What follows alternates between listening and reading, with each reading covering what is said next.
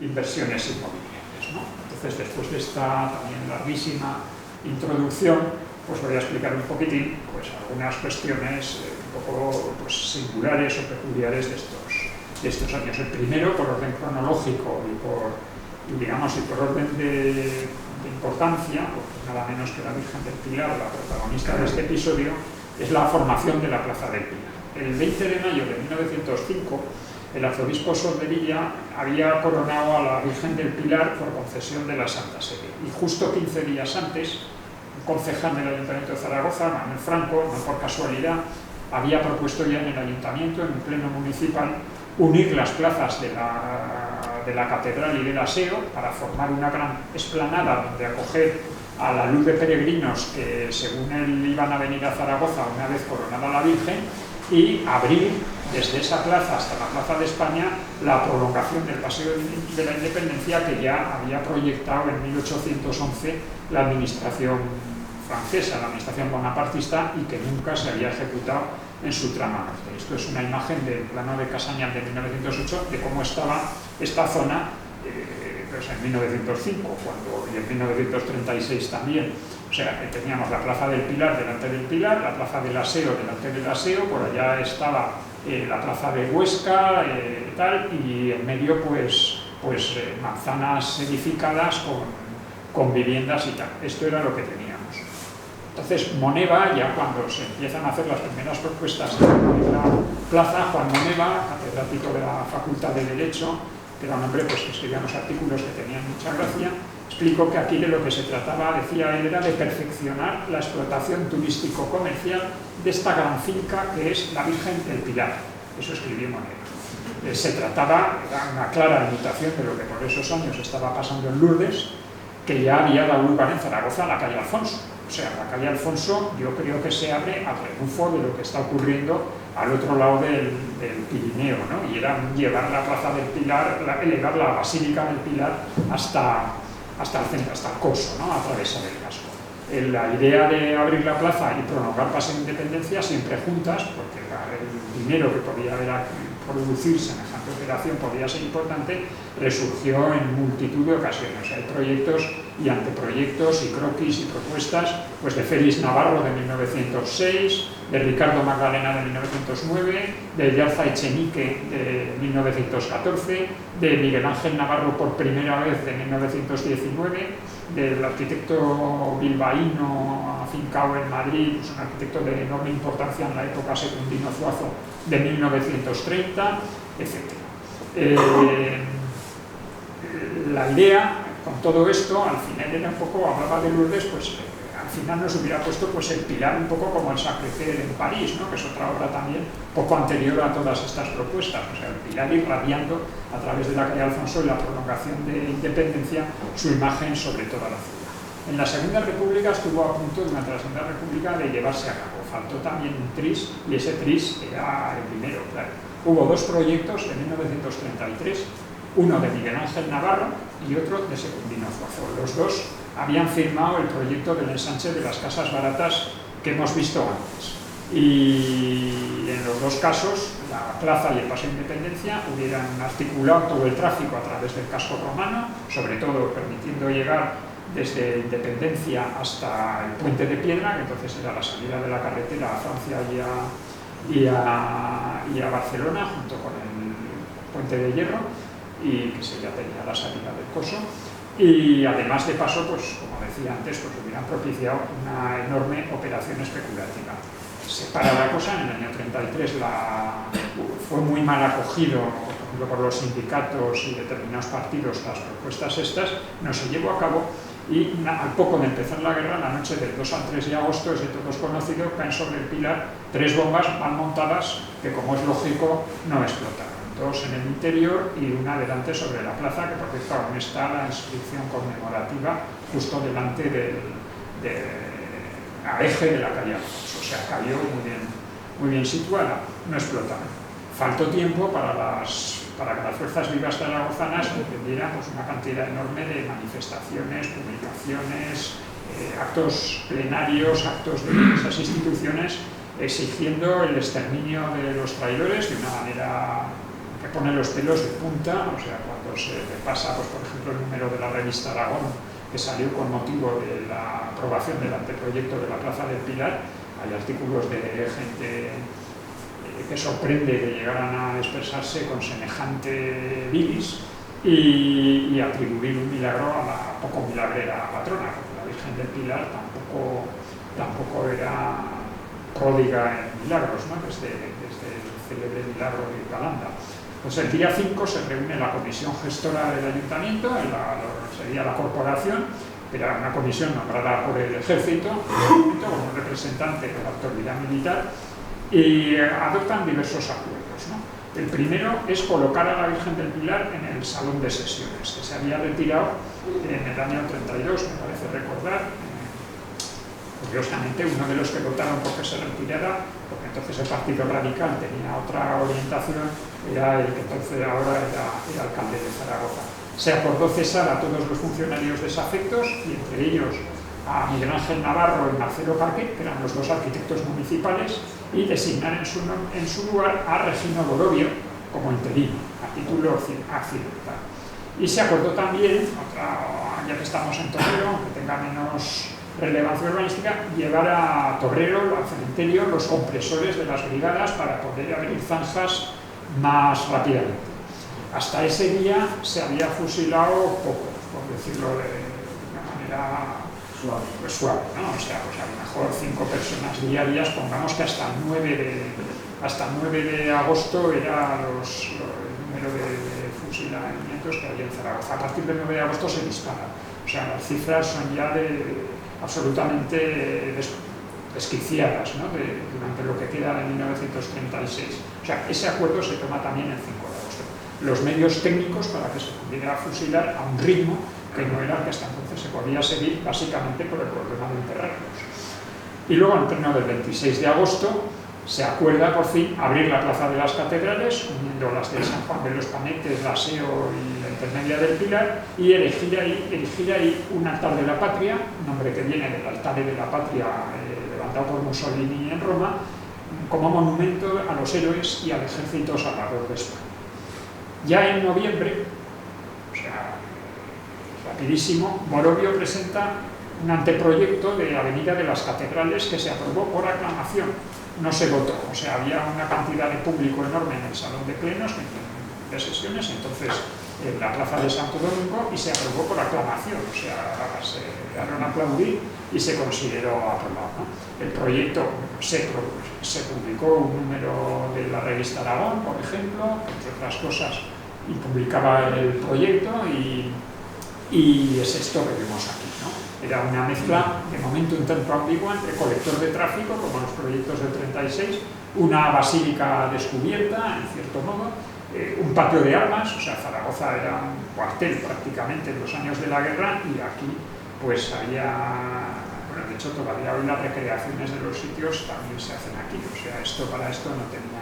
Era una especie, yo escribía, de cruce del Zeppelin-Feld, el campo de congresos de Nuremberg, con la explanada de Lourdes, a la que cita expresamente Borovio en el anteproyecto. O sea, se trataba de hacer algo como la explanada de Lourdes. Ese era el centro. Y ahí debía haber, pues como decía, para desfiles militares, celebraciones patrióticas, peregrinaciones, procesiones, pues todo este tipo de multitudinarias congregaciones, y se esperaba traer gente de todo el mundo católico, o sea, no había la menor duda, o sea, de hecho, la prensa de la época pues aparece cada 2 por 3, ¿no?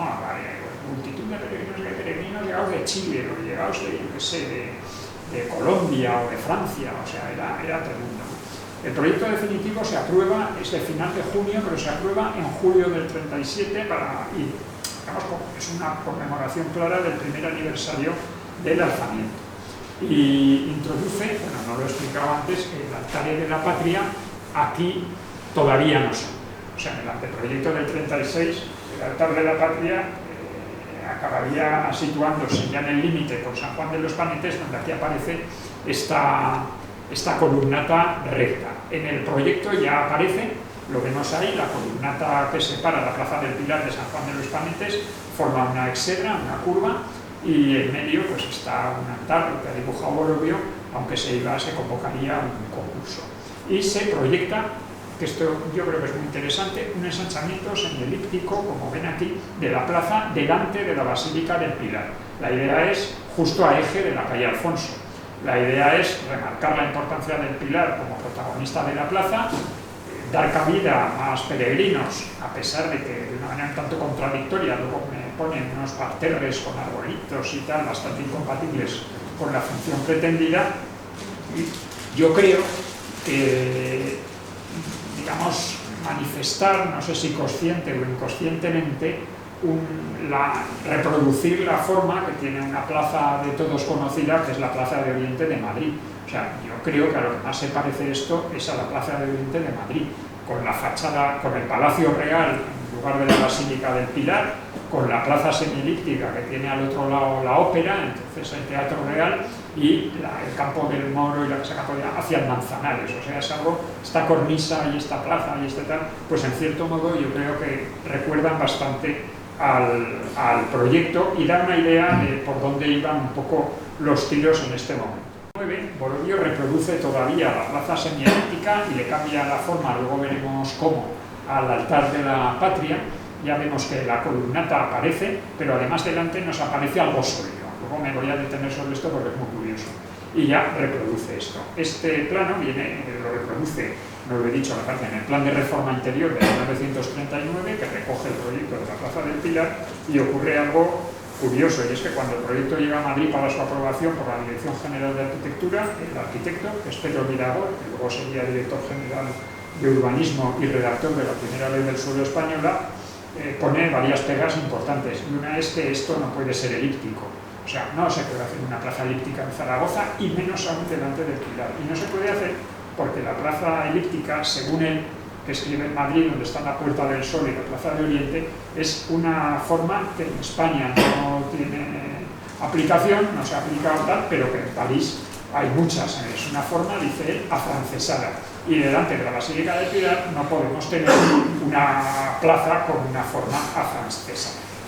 Entonces, como consecuencia, se modifica el proyecto y ya se deja como está. Ahora se mantiene el edificio del Ciclón que se hubiera demolido, el pasaje del Ciclón, y simplemente hay un retraso, lo cual quiere decir que la plaza sigue siendo más ancha en la parte del Pilar que en el resto, aunque ahora no se note tanto por estos pórticos que se colocaron delante en los años 90, pero la plaza, pues ahí tenía que formar pues, una plaza, digamos, cuadrada, ¿no? Más castellana, menos francesa, ¿no? Al oeste del Pilar aparece el altar de la Patria, que comentaba hasta ahora, que es una reproducción del altar romano y que separa dentro de la plaza dos porciones que no tienen nada que ver, ¿no? La parte de San Juan de los Panetes y la parte del resto de la plaza, ¿no? El Pilar y la Seo, ¿no? ¿Qué función tiene esto? Pues por un lado, la plaza de San Juan de los Panetes es, digamos, una anteplaza que da acceso a la Plaza del Pilar desde lo que el día de mañana será la Vía Imperial, la actual César Augusto, una vía, digamos, de primer rango por su simbolismo político que llegaría desde, luego lo veremos, desde la Puerta del Carmen hasta la Academia General Militar, y a su paso por las murallas romanas nos da paso a la Plaza del Pilar a través de esta anteplaza, ¿no? Pero sobre todo la plaza nos está... sirve para algo más, o sea, el proyecto de Borovio se le ve el plumero, ¿no? Antes de esto, más que nada, si no le cambiaba el orden ahora mismo, pero ya que lo tengo aquí, o sea, para el Monumento del Altar de la Patria se convocó un proyecto, un concurso nacional de ideas en 1942, lo ganaron los hermanos Moya, Luis Moya, el que haría el proyecto de la Cruz del Valle de los Caídos, que a Franco no le gustó y a pesar de ganar el concurso no se construyó, que hizo pues esto que estamos viendo aquí, un altar barroco bastante aparatoso y que renqueó hasta que hubo que inaugurarlo deprisa y corriendo en el Congreso Mariano de 1954, convertido en esto, o sea, con un presupuesto muy inferior y prácticamente pues, una pequeña reproducción de sobremesa de la Cruz del Valle de los Caídos y concretamente del proyecto de los hermanos Moya, que por cierto ya no quisieron firmar. Entonces, como decía antes, la plaza y el altar de la Patria nos separaba dos porciones muy claras. Por un lado, al oeste, la plaza de César Augusto y por otro lado al este la parte del Pilar, la Aseo y los edificios públicos. Era una plaza con este altar bicéfala, como con dos cabezas, ¿no? Entonces, esto es perfectamente acorde con la genealogía del nuevo régimen, del régimen franquista que en estos momentos se están haciendo. Hacia las murallas que se han despejado, hasta este momento las murallas estaban incluidas en casas que se demuelen con motivo de la obra de la Plaza del Pilar y se dejan vistas. Hacia las murallas romanas se coloca la estatua que Duce había regalado a la ciudad de Zaragoza de César Augusto en 1940 y en los proyectos, por ejemplo, del altar de la patria del concurso, pues se ve que proliferan las alusiones en esta zona a la arquitectura florentina, a la arquitectura renacentista, a la arquitectura italiana. Esta parte de la plaza es la que, en cierto modo, representa yo creo que se puede decir la sumisión de España al nuevo imperio italiano que en esos momentos está en su pleno apogeo. Si vemos los discursos de la inauguración de la estatua de César Augusto, que creo que no se pudo colocar aquí, sino en la Plaza de Paraíso, pues veremos cómo se dijo prácticamente sin tapujos y tampoco las autoridades locales objetaron nada. Y hacia el Aseo, pues es un largo vacío, básicamente protagonizado por el Pilar, pero donde se acumularían los centros directivos del nuevo Estado, ¿no? Desde los que ya estaban, el Pilar, la Aseo, el arzobispado, el seminario, pues la lonja, otro momento que estaba allá, y los nuevos, el ayuntamiento, el gobierno civil, los juzgados o, por mucha menor entidad, por supuesto, la hospedería del Pilar. Lo curioso es ver la evolución de la separación de las dos plazas a lo largo de la Guerra Civil, que antes decía, pues en un plano se ve la columnata y tal transparente y en el otro vemos un muro en toda regla. En el año 39 lo que nos dibuja Borovio es esto, que es la columnata del año 36 vista desde la Plaza del Pilar, que es un muro completamente macizo, con dos pequeñas puertas que además se ocultan detrás de estos brazos que le salen a la planta baja, un muro de 20 metros de altura que mira hacia la Plaza del Pilar. O sea, yo estoy seguro de que Borovio, que era un representante típico de la burguesía zaragozana de toda la vida y que no comulgaba ni mucho ni poco con los advenedizos de Falange, hay que leer también de la época, por ejemplo, lo que escribió José García Mercadal o el Marqués de la Cadena, o sea, y se publicaba en el editorial Heraldo de Aragón a propósito de Falange. O sea, es que estas cosas yo creo que no... Hay que verlas en su momento, ¿no? O sea, por ejemplo, a Marqués de la Cadena pues le crujía muchísimo cuando pasaba una procesión y levantaban el brazo, o sea, se descompone. Entonces escribe unas cosas. García Mercadal llega a hablar de que los falangistas abandonan todos los días Zaragoza para sembrar su justicia por los pueblos de alrededor. Esto se publicaba en el año 37, en el año 38 en la ciudad de Zaragoza, ¿no? Entonces, yo creo que Borovio y el ayuntamiento que está detrás de este proyecto tiene una voluntad clara de aislar completamente la parte italiana de la plaza y la parte pilarista de la plaza, ¿no? No tengo la menor duda, o sea, un poco es una cosa que escribí, porque esta es la hora que entre la pandemia y el no sé qué, al César lo que es del César y a la Virgen lo que es de la Virgen. Yo creo que eso podría ser la clave de esto, ¿no? Por lo demás, Borovio proyectó unas fachadas voluntariamente monótonas, átonas, para toda la plaza, aunque esto es una imagen muy expresiva, pero visto desde lejos. Pero bueno, era la imagen que se repite, porque lo que quería era un fondo neutro que destacara los monumentos, y esto también es interesante porque en la línea ideológica de su momento, él cree que todos estos monumentos, que a cualquier observador normal le pueden parecer, o neutral le pueden parecer completamente disparejos, o sea, desde el Aseo hasta la lonja, pasando luego el Pilar y tal, bueno, pues él veía todos ellos claros representantes de los invariantes de la arquitectura aragonesa que veía comunes, ¿no? Hay una voluntad a través del fondo y a través de esta táctica de integrar ahí los elementos de recurrir a la fórmula artificiosa que él utilizó, por ejemplo, en sus ordenanzas para la calle de la Hierba o para la plaza de San Francisco, del gran estilo aragonés y español, que decía él. O sea, todo esto al final tenía que ser una plaza pues de ese gran estilo, ¿no? Y de todo lo que se hizo aquí, el único proyecto que no le hizo caso al proyecto de la plaza y tuvo un arrojo y un valor el arquitecto realmente asombroso y afortunado, en mi opinión, pues fue la Casa Consistorial, que fue objeto de un concurso en el año 41, que también tuvo un monográfico de la Revista Nacional de Arquitectura, y que ganó un arquitecto madrileño al que se le llamaba se le llegó a comparar con Albert Speer mucho, Alberto Hacha, militante de Falange, un arquitecto que llegó a proyectar solo un par de cosas prácticamente, esto y la Basílica de Aránzazu, y que se mató por su hermano en un accidente de coche con 32 años, por desgracia para el edificio, porque la obra ya pues, se dirigió con pues se resiente mucho, sobre todo en el interior, pero yo creo que a esta obra, que iba a estar alineada con la prolongación de Independencia, pues hay que reconocerle que se atrevió a responder a la situación singular que tenía, nada menos que entre el Pilar y la Lonja, sin rentarse por ello, que supo estar a la altura de los dos vecinos que tenía y que bueno, yo creo que el resultado pues, es bastante soberbio, diría yo. Dentro de lo que es el conjunto de la plaza vale la pena pues, compararlo, por ejemplo, con el gobierno civil, ¿no?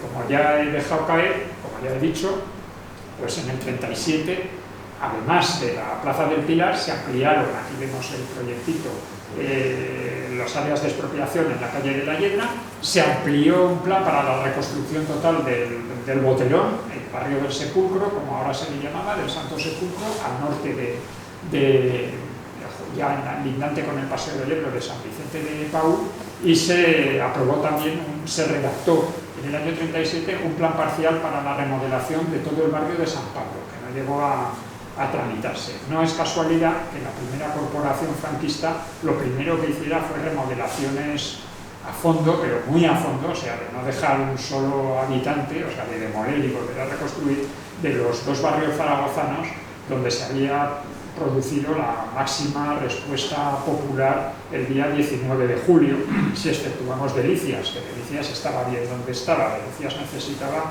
otras cosas, pero Delicias no. Pero el cargarse el Boterón y el cargarse San Pablo, porque San Pablo de una manera muchísimo más matizada, o sea, no se demolía y se volvía a construir, pero sí que se preveía una reconstrucción de la edificación con patios interiores y tal, tenía una intención política clarísima, ¿no? Una cosa, pues por ejemplo, esta imagen, aunque no está hecha en ninguno de estos sitios, pues como a partir del 19 de julio las tropas del ejército y paramilitares recorren casa por casa estos dos barrios que he comentado, las Delicias, piso por piso, dejando gente vigilando abajo para que nadie salga, buscando elementos que estén ahí escondidos, buscando las personas que ellos van a partir pues, del archivo de Martín Chivite, de fotografías de prensa, etcétera, cómo van sacando nombres y sacando direcciones de desafectos, de posibles desafectos, y los vas buscando sobre todo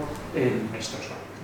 Porque se integró ya en el primer proyecto de reforma interior general que tuvo la ciudad de Zaragoza, nunca había tenido uno completo, o sea, había tenido multitud de decenas, de 70, 80, 90 proyectos de tramos de calle, pero una cosa parecida jamás había tenido. Lo redactaron Borrero y Beltrán, lo aprobó el ayuntamiento en el año 39 y recogió diversos proyectos anteriores, modificándolos para coordinarlos y darles, digamos, una coherencia, pues, por ejemplo, el de la Plaza del Pilar, el de la calle de San Vicente de Paúl, el de la calle de la prolongación del Portillo, que ahora ya se llamaba calle del General Franco, la Plaza de Salamero, que vemos aquí en una decisión que yo creo que era muy correcta, que era abrirla al final de 5 de marzo hasta la fachada de San Ildefonso, o de Santiago el Mayor, como ya se había previsto en el siglo XIX, o sea, de la prolongación de la calle San Miguel, que es como se llamaba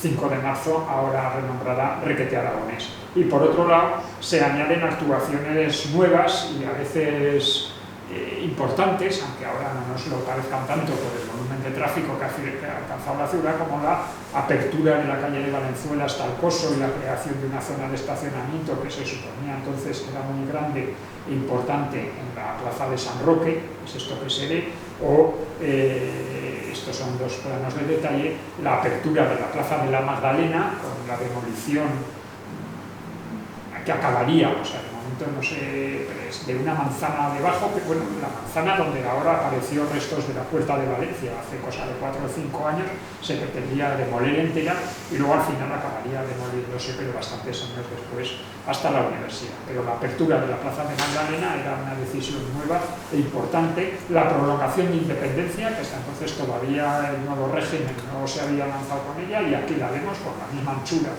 que la del paseo existente, además, o la apertura de la vía imperial actual César Augusto, que tenía que llegar al general de Salamanca, por ejemplo, que era el hijo de Víctor II, el hijo de Eugenio II, el arquitecto, pues es un ejemplo de lo que se esperaba en un plan general con un casco histórico, ¿no? Con la línea de Alemania o de Italia.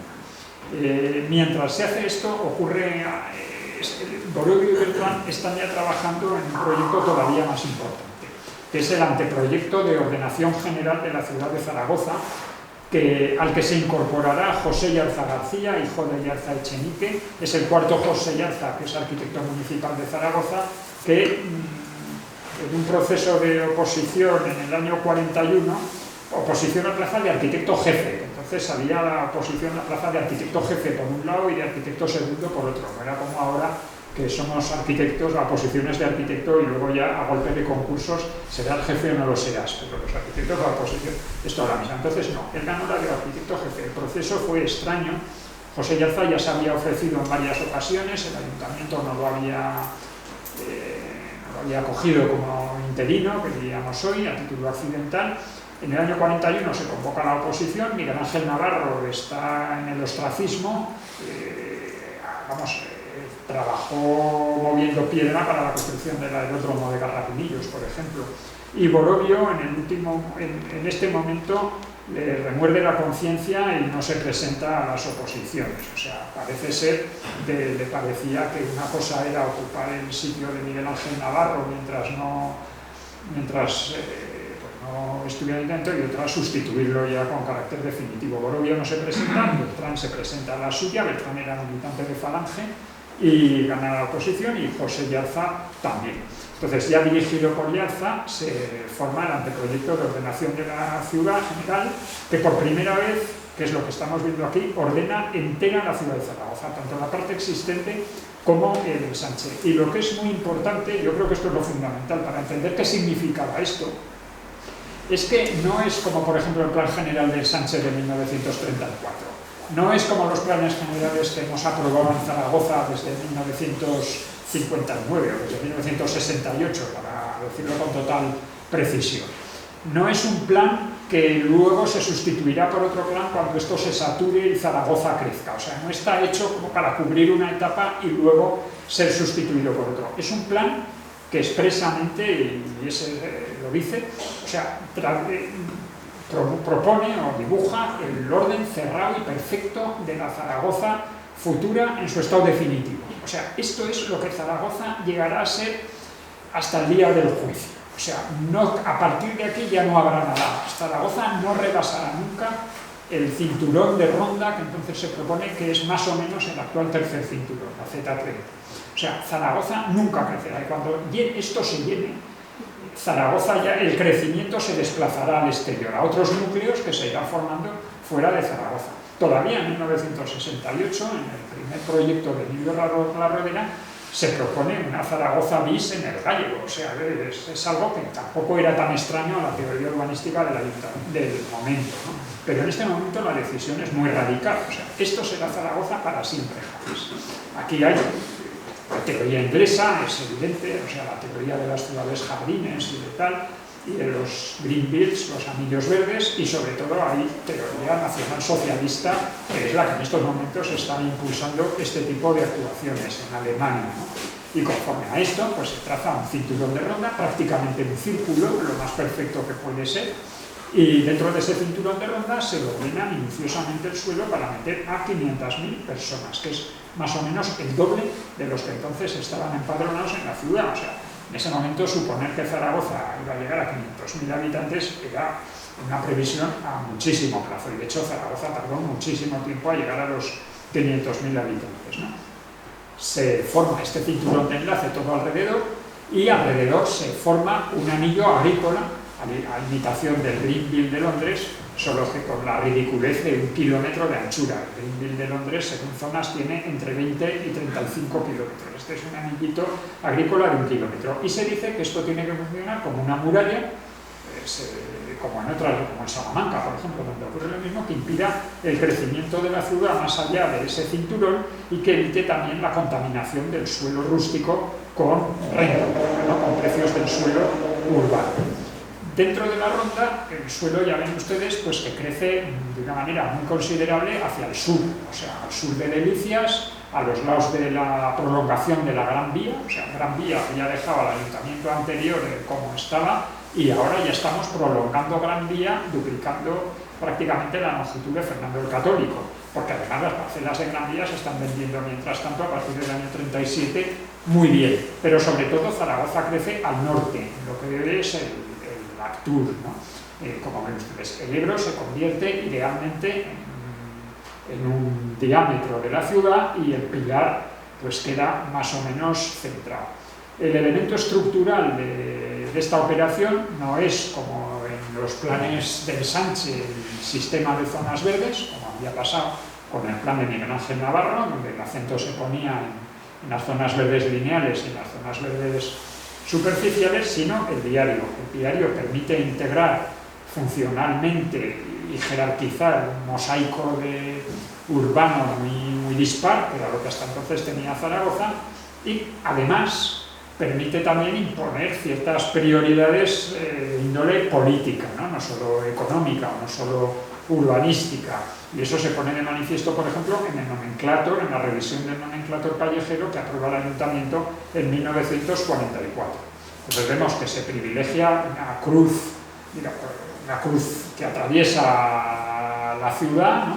Con un brazo sur-norte que llega de Valencia y sigue hacia el norte, hacia Francia, que entra por Isabel la Católica. O sea, si se fijan en los nombres de las calles, lo dicen todo, ¿no? Isabel la Católica, Plaza del Emperador Carlos, Fernando el Católico, Gran Vía de Calvo Sotelo en ese momento, dobla, pasado el Paraninfo por el Paseo de Pamplona, dobla a la altura de Capitanía General, llega hasta la Puerta del Carmen, a la que ya me he referido, y ya por la nueva vía imperial pasa por la Basílica de ante la Basílica de San Ildefonso, se cruza con la calle del General Franco, sigue por las murallas romanas, cruza el Ebro y sigue por la Avenida de los Héroes hasta la Academia General Militar.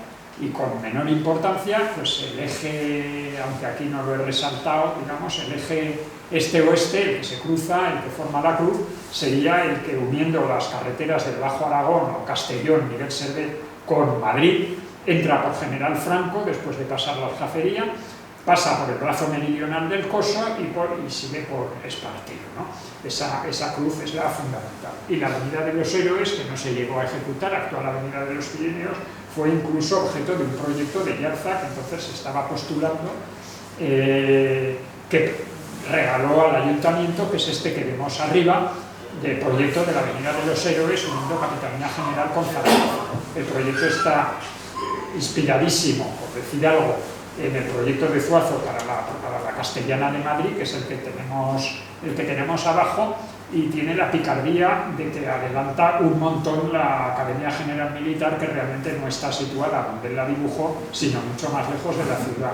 Yo, vamos, un día, cuando ya tenía el libro maquetado y todo, me acuerdo viniendo de Huesca, eso de que es la Academia de estar y caí en la punta del proceso. Y se me ocurrió, cogí el plano, lo superpuse, muy fácil porque está dibujado el casco romano, lo superpuse al parcelario de Zaragoza y eso está a mitad de Parque Goya aproximadamente, es donde mete los edificios de la Academia General Militar, ¿no? Aparte de esto, y esto es muy interesante, el anteproyecto delimita dentro de la ciudad, vamos a ver la anterior que se veía mejor, ¿no? Delimita todas las manzanitas una por una y traza todas las calles de la ciudad, sin dejarse una. O sea, como si fuera un plan parcial chiquitín, pues divide en parcelas toda la ciudad. Delimita manzanas perfectamente definidas. Luego veremos por qué. Y más allá del cinturón de ronda, propone una constelación de núcleos satélite, como en Frankfurt o como en Londres, apoyada en los núcleos, en los barrios rurales, que aquí vemos dibujaditos. Este es un plano esquemático del cinturón agrario con los núcleos satélites de alrededor, y ahí propone que el ayuntamiento promueva lo que él llama poblados semirurales. Se llegó a proyectar uno en Santa Isabel, en el año 44 se aprobó el proyecto, pero nunca se ejecutó. Está al sur del núcleo actual, y la idea era un poco esto que vemos aquí. Serían unos núcleos que se poblarían con agricultores y con obreros de la ciudad. O sea, aquí iría para población obrera transformada en agricultores y agricultores ya anteriores propiamente dichos. Conseguiríamos varias cosas. Conseguiríamos abastecer la ciudad de productos agrarios según de manera, digamos, suficiente, según el celebérrimo principio autárquico, que igual que operaba para el país, operaba también para los núcleos pequeños.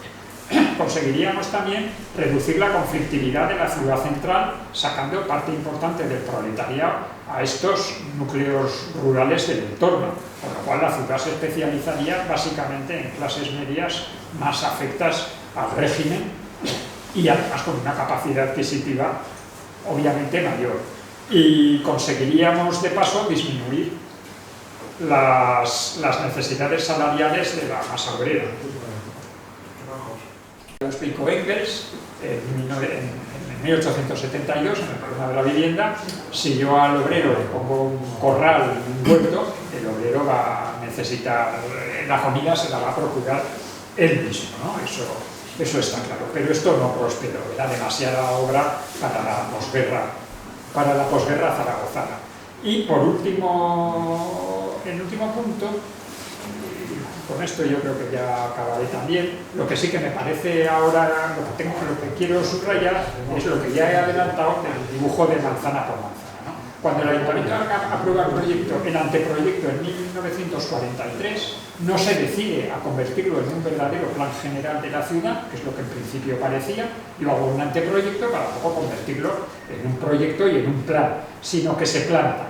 Tengo el anteproyecto con las manzanitas dibujadas una por una, es una especie de avance nada más, y lo apruebo y lo remito a la Junta de Sanidad Local, que es la que entonces estaba delegada por el Estado para aprobar el planeamiento municipal, para que lo apruebe como plan general de alineaciones, algo insólito en la época por anacrónico. La Junta de Sanidad lo aprueba como plan general de alineaciones y ahí se queda. El ayuntamiento ya no le interesa seguir más adelante, ¿no? Lo único que le interesa al ayuntamiento es tener las alineaciones de las calles y de las manzanas trazadas y darle forma legal, pongo otra vez el plancito, darle forma legal a una división del suelo que me permita construir. Todas las advertencias o todo lo que aparece aquí dibujado sobre equipamientos, sobre zonas verdes, todo eso deja de tener valor, no tiene valor en el momento en que se traduce en un plan general de alineaciones. Aquí lo único que tiene un valor legal son las calles. El resto es una mera sugerencia que el autor del plan hace y que el ayuntamiento, si le apetece, pues ahí donde este plan dibuja una zona verde o este plan de alineación dibuja una zona verde, pues si al ayuntamiento le apetece expropiará ya la zona verde, y si no le apetece se construirán viviendas. Es lo mismo que pasó en Barcelona con el de Sánchez Cerdá. O sea, esta parte, lo único que se aprueba son las alineaciones. Pero es que en el año 39 el ayuntamiento había aprobado unas ordenanzas generales de edificación en sustitución de las que había vigentes desde 1912, que están en clara combinación con lo que al mismo tiempo está redactando la Dirección de Arquitectura Municipal. Con esas ordenanzas y con este plan, a partir de ahí yo puedo construir cuando yo quiera, donde yo quiera, porque es muy sencillito. O sea, si yo tengo alineaciones trazadas, esté urbanizada o no esté urbanizada la calle, siempre y cuando yo garantice pues, ciertas conexiones que en la práctica pues, no se garantizan el 99% de las veces, yo puedo construir con unas condiciones de altura y alineando la edificación a las calles de alrededor. Y si la manzana es nueva, tengo que dejar un 50% de espacio libre en el patio y alrededor en las calles que rodean en las semicalles que rodean la manzana.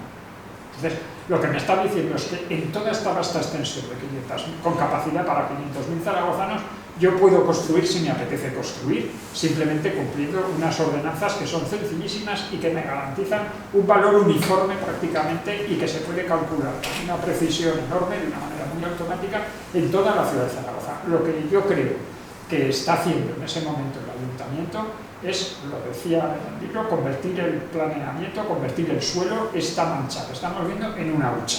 O sea, en estos momentos lo que tenemos en Zaragoza son unas dificultades considerables para qué hago yo con todo esto que tengo. O sea, el dinero está en los bancos, el dinero está en casa de determinadas personas, debajo de la baldosa, y esto es una oportunidad buenísima para meterlo. Si yo quiero construir, construyo. Se construye poco durante mucho tiempo, porque luego estas viviendas no...